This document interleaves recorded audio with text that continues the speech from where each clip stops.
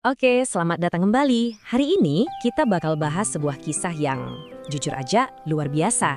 Kisah tentang keyakinan seorang bangsawan muda yang nekat menempuh perjalanan yang hampir mustahil demi panggilan hidupnya.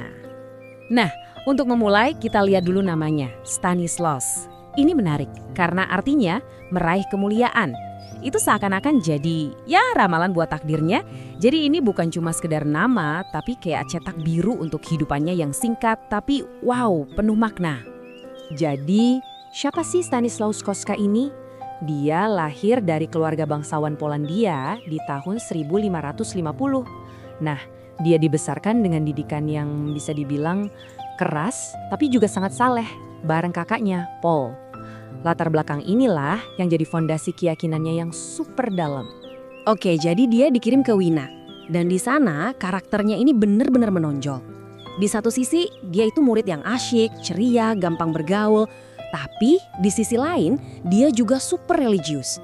Nah, kombinasi yang kelihatannya kontras inilah yang nantinya bakal jadi sumber konflik besar dalam hidupnya.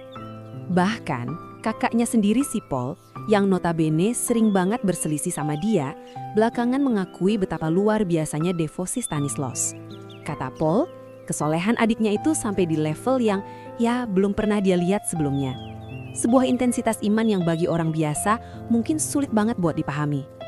Nah, disinilah ceritanya mulai memanas. Kita masuk ke konflik utamanya. Kesolehannya yang begitu dalam ini ternyata mulai jadi sumber gesekan yang hebat banget sama kakaknya. Dan ini bukan sekedar cekcok biasa antar saudara ya. Ini adalah ujian iman yang sesungguhnya buat Stanislaus. Kalau kita bandingkan, keduanya itu kayak langit dan bumi. Benar-benar bertolak belakang. Kekecewaan Paul terhadap kesalehan Stanislaus itu nggak cuma sebatas kata-kata, tapi sampai ke kekerasan fisik. Paul itu kasar, agresif, dan dia benar-benar berusaha memaksa adiknya buat ninggalin jalan spiritualnya. Ini nunjukin betapa dalamnya perbedaan karakter mereka. Dan yang luar biasa, untuk waktu yang cukup lama, Stanislaus itu cuma menerima semua perlakuan kejam itu dengan sabar. Dia nggak pernah melawan. Dia menanggung semuanya dalam diam. Coba bayangin, penderitaan batin yang pasti berat banget buat seorang remaja. Tapi semua kesabaran ada batasnya kan. Suatu malam, dia sampai di titik itu dan dia ngasih peringatan ke kakaknya. Tenang, tapi dalam banget. Kata-kata ini jadi sinyal titik balik yang super dramatis. Ini bukan lagi soal sabar dan pasrah, tapi soal sebuah keputusan besar yang bakal mengubah segalanya. Dan kata-kata itu bukan cuma gertakan. Itu membawanya pada sebuah keputusan yang monumental. Untuk bisa mengikuti panggilannya, dia sadar dia harus kabur.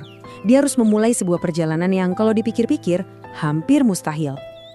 Seberapa mustahil? Coba kita lihat jaraknya. Dari Wina ke Roma itu lebih dari 1000 kilometer. Bayangin, 1000 kilometer. Sebuah perjalanan yang super berbahaya dan dia mau melakukannya dengan jalan kaki, sendirian, tanpa perlindungan, tanpa bekal yang cukup. Skala tantangannya itu luar biasa. Rencananya sederhana tapi nekat banget. Pertama, dia cuma bilang ke pelayannya, "Saya nggak akan pulang buat makan malam." Kedua, dia lepasin semua pakaian bangsawannya, ganti pakai baju pengemis. Dan ketiga, dia langsung berangkat. Jalan kaki, sendirian, menuju Roma. Begitu saja, meninggalkan semua kemewahannya. Tentu saja, kakaknya, Paul, ngamuk dan langsung ngejar dia. Tapi, ada satu hal yang Paul nggak sadari. Dia itu nyari seorang bangsawan dengan pakaian megah. Dia sama sekali nggak ngenalin adiknya sendiri yang menyamar jadi pengemis lusuh di jalan. Sebuah ironi yang luar biasa kan? Setelah jalan kaki berminggu-minggu, akhirnya Stanislaus sampai di rumah. Tentu kondisinya lelah, kurus, tapi dia menang. Dia berhasil.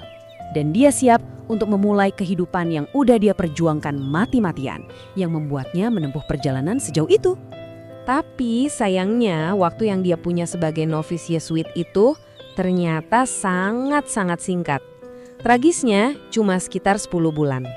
Tapi justru dalam waktu yang sesingkat itulah seluruh perjuangannya mencapai puncaknya. Dan jangan salah, meskipun cuma 10 bulan, dampaknya itu luar biasa.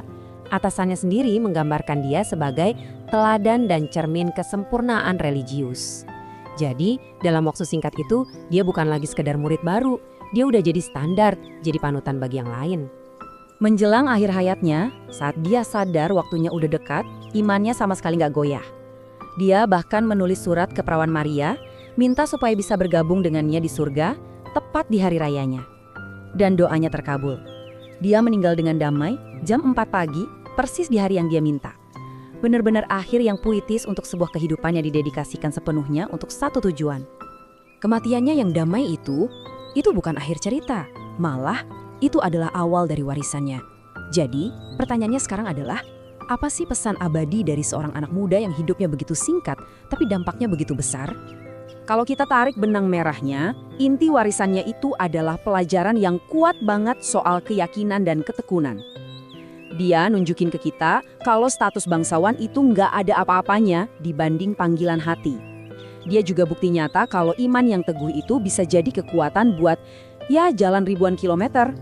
Kisahnya benar-benar mengajarkan kita bahwa hidup yang bermakna itu nggak diukur dari seberapa panjang kita hidup, tapi seberapa dalam. Hidupnya seakan-akan mengajukan satu pertanyaan besar buat kita semua. Dia mencapai kemuliaannya dan wafat di usia 17 tahun. Jadi, apa sih yang sesungguhnya mendefinisikan sebuah kehidupan yang utuh? Ini bukan soal berapa lama kita hidup kan, tapi bagaimana kita menjalaninya? Apa yang kita perjuangkan? Nah, itu pertanyaan yang menurut saya layak banget buat kita renungkan.